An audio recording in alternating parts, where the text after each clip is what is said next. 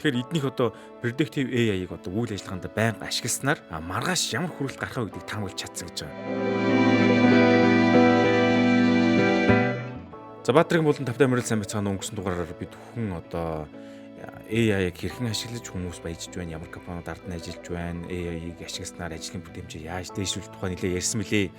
За тэгээд тэр өмнөх видеон дээр би ялгаа амласан дараагийн видеон дээр одоо generative AI болон predictive AI хоёрыг ялгааг тайлбарлана гэж хэлсэн. За тэгэхээр тэр ярьснараа өнөөдөр одоо энэ хүү хоёр ялгааг тайлбарлая. Энэ хүмүүс хоорондоо жоох холиод байдгийн гэх юм учраас ялгааг нь гаргая гэж бодож байна л та. За эхлээд generative AI-г ярилцсан. Энэ бол мэдээж хэрэг одоо монголоор үг юм дээ.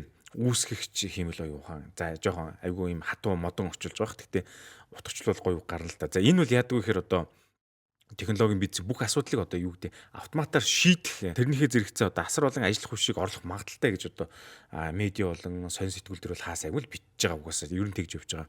Тэгэхээр одоо энийг ингээ бодхолоор бол айгүй гайхамшигтай айгүй том юм бүтээж байгаа шин юм шиг санагдана л да. Ингээл хамаг асуудлыг шийдээ хийчихэж байгаа юм шиг. Гэхдээ баг зэргийн энд жоохон тийм хөөсрүүлэх, хэтрүүлэг бол байгаа шүү. Ер нь бол цаана тодорхой үр ашиг бүтээмжийг авчирж байгаа ч гэсэн бас нэг жоохон тийм хязгаарлагдмал байдал бол байгаад байгаа. За харин predictive AI гэдэг бол одоо таамаглах таамаглах гэсэн үг, үргэлжлэн таамаглах. Энэ бол одоо жоохон хуучны технологи гэж хэлж болно.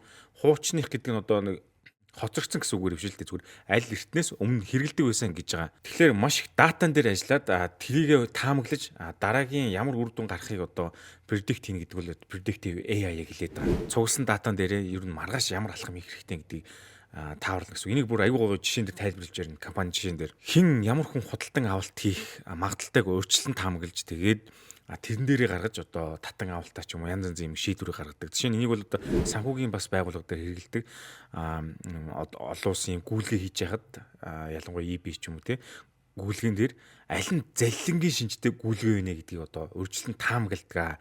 Ийм давтамжтай юм бол энэ одоо залилан байна шүү. Тэгэхээр энэ үр дүн дээрээ суйрлаад аль гүйлгээг хаах уу, блоклох уу, дахин судлах уу гэдэг шийдвэрүүдийг гаргадаг. Үйлдвэрлэлийн салбар дээр чиглэж байгаа галт тэрэг ч юм уу те галт тэрэгний дугууны илэгдлийг тооцоолоод аль дугуй хурдан илэгдэж байна. Аль дугуйг нь шалгах хэрэгтэй, аль нь ноцтой алдаатай гэдгийг шалгаж гаргаж ирдэг. Predictive AI бол одоо өдөр тутмын амьдралд маш их хэрэгтэй хамгийн одоо чухал зүйл гэдгийг би ярих гээд байгаа. Generative AI-аас илүү. Яг тэгэхээр одоо шинэ Нью-Йорк хотод ингээ галын одоо аврах гал командын газар байлаа гэж бодъё л доо тий. Галын аюул сэргийлэх. Тэднийх болохоор яадаг вэ гэхээр ингээд барилгуудыг ингээд датанд хамруулад тэгээд аль барилга хамгийн ихээр одоо юу гэдэг нь тий галт төмөрт өртөх магадaltaй тэрийг одоо ингэж өөрчлөн таамаглаж гаргаж ирдэг гэсэн үг. За тэгээд тэрнийхээ дагуу шалгалтыг зохион байгуулна барилгуудад. За энэ одоо хамгийн аюултай байна гэдэг. Тэгснээр галт өртөж магадгүй барилгыг өөрчлөн тогтоож гаргаж байгаа predictive AI-ийн одоо сайн жишээ юм бол за мөн хамгийн ойлгомжтой нь эрүүл мэндийн салбар юу эмнэлэгт ашиглана те тэр датануудаа цуглуулад өвчтөнийхөө мэдээллийг цуглуулад аль өвчтөн одоо дахин ирэх магадaltaй бай аль өвчтөн одоо эрт гарахтаа ямар нэгэн байдлаар буцаж ирэх магадaltaйг таамаглаад наривчилж үзээд энэ дээрээс шийдвэр гаргадаг гэсэн үг. Тэгэхээр энэ бүх үржилсэн таамаглал нь юу вэ гэхээр одоо энэ тэр датан дээр одоо компьютер сургаад тэндээс одоо хамгийн сайн үр дүныг гаргаж ирэхийг хэлээд байгаа. За буцаад generative AI руу оръё. Одоо үүсгэгч AI гэх юм. Энийг одоо гоё монголчдсан хэллэг бас юу гэж хэлэл зүгээр юм бэ? Та бүхэн комментээр санал болгоорой. За generative AI бол одоо орж ирсэн өгөгдлөөс суралцдаг одоо өвөрмөц агуулга бүтээдэг хиймэл оюухан гэж нэрлэж болно. Хамгийн ойрын жишээг бол одоо зураг, текст, хөгжмөнүүд байна шүү дээ. Тэгэхээр энэ угаасаа хийцэн байсан ийм бүтээлүүдийг тийшээ оруулаад тэндээсээ дахин одоо генерейт хийж өөр давтагдшгүй зүйлийг гарч ирэх хэлээд байгаа. Хамгийн тод жишээ бол ChatGPT байна.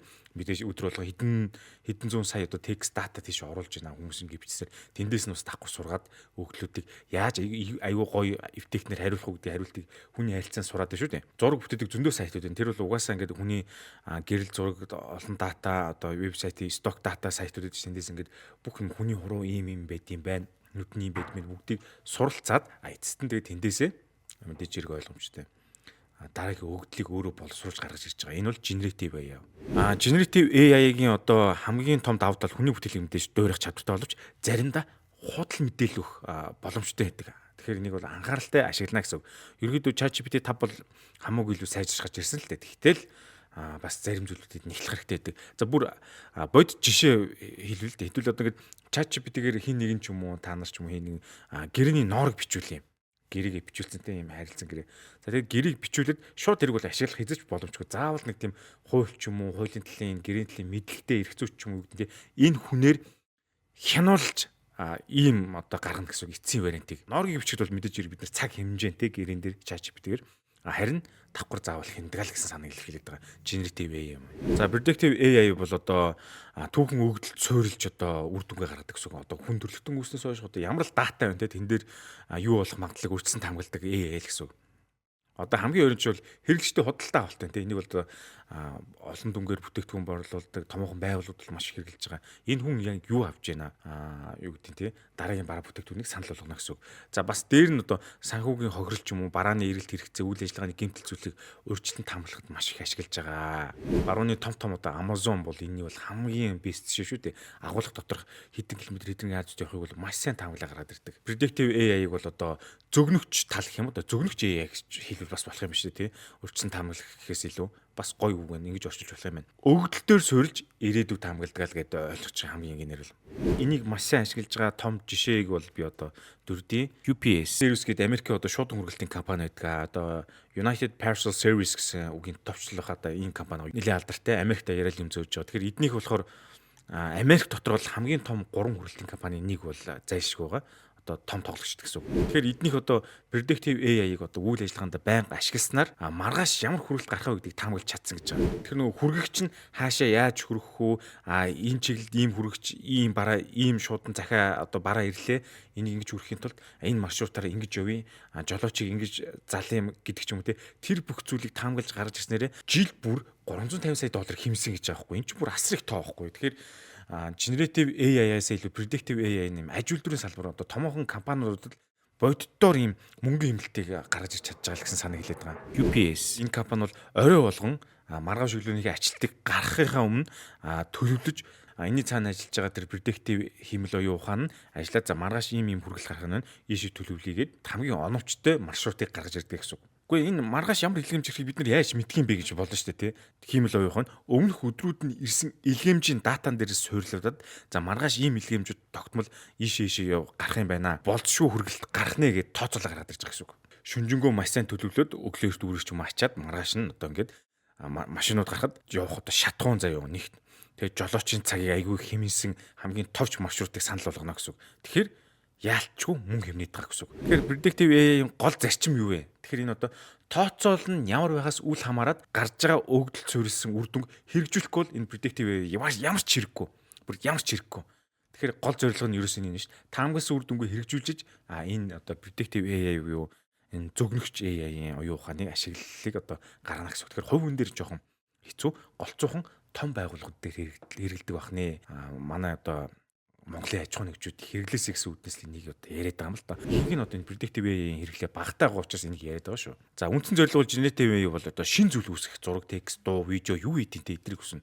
Predictive AI бол өгдөл цөрж одоо ирээдүйг таамагладаг гэсэн үг. За харин сул тал нь юу вэ гэхээр generative AI дээр бол жоох нэг тийм хуурамч мэдээлэл гаргаж магадгүй. Хит хуурамч наашаа заримдаа ингээд зохиогоод гаргачих талтай гэсэн үг. Харин predictive AI дээр бол маш их дата шалгаж тэн дээрээ суурилдаг учраас аюу их дата хэрэгтэй. Тэрийг бүгдийг нь одоо боловсруулж оруулна л гэсэн үг. Тэгэхээр generative AI-ийн үн цэн нь юу вэ гэхээр бид давтагдчихгүй зүйлийг гаргаж ирж байна. Тэгэхээр тэрийг заавал double check-гүй араас нь хүн шалгах шаардлагатай байдаг. Зарим тохиолдолд мэдээж хэрэг зураг үүсгэж яхад зарим тохиолдолд гар хөл нь алдцал байдаг шүү дээ. Тэгэхээр тэрнтэй адилхан л хэлж байгаа. Харин predictive AI-г хамгийн гол үн цэн нь бол автоматжуулалт маш их зардлыг хэмнэ.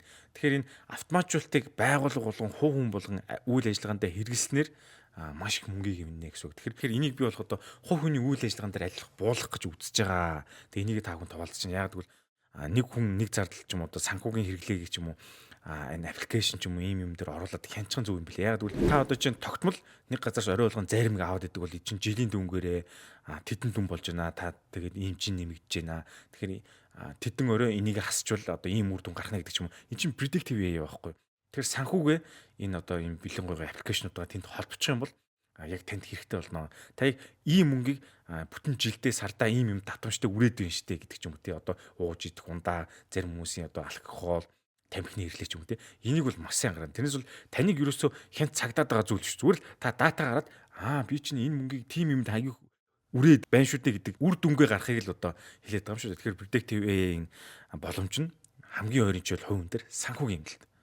Юун дээр хамгийн их санхүү гараад байгаа. Юун дээр хэмнэлт хийж болох юм бэ гэдгийг харуулна. Тэгэхээр энийг та хүнд ойлгуулах гэдэг юм. Хувийн санхүүгээ таах юм бол Одоо finance-гээ хайх юм бол аппликейшнэр зөндөө гоё юу гэдэг те аппликейшнуд байгаа, Монгол аппликейшнуд байгаа, гадаад аппликейшнуд байгаа. Тэгээ энийг би бас туршиж үзсэн учраас эндээс үүдээд generative AI болон predictive AI хоёрын ялгааг бас тайлбарласан юм аа. Энэ товч үеийнхээ Эрдэнэт хагсын суугт subscribe-ийг лайк дараарай. Маш хэрэгтэй зүйлүүдийг дараалан оруулах болно шүү. Дараагийн видеогоор зөндөө юм төлөвлөсөн байгаа. Маш хэрэгтэй одоо бүтэн номыг 5 уншиж амжихгүй шүү. Тэгэхээр яг номоос яг гол агуулга нь би яг энийг ингэж ашигласан энэ үр дүнтэй билээ гэдгийг гаргаж ирнэ. Ном тайлбарлах бол ерөөсөө биш. Гэх ч юм уу те. Хүний эрүүл мэндийн өдөр тутмын амьдрал хэрэгтэй зүйлсүүдийг бас зөндөө бэлдсэн байгаа. Тэгээ дараагийн дугаараар иргэн уулзъя бас өнөхлөөс видео байгаа. Тэгэхээр лайк болон subscribe дараад комент хийрээ. Яагтвэл комент чинь би уншиж байгаа хариулна. Баяртай.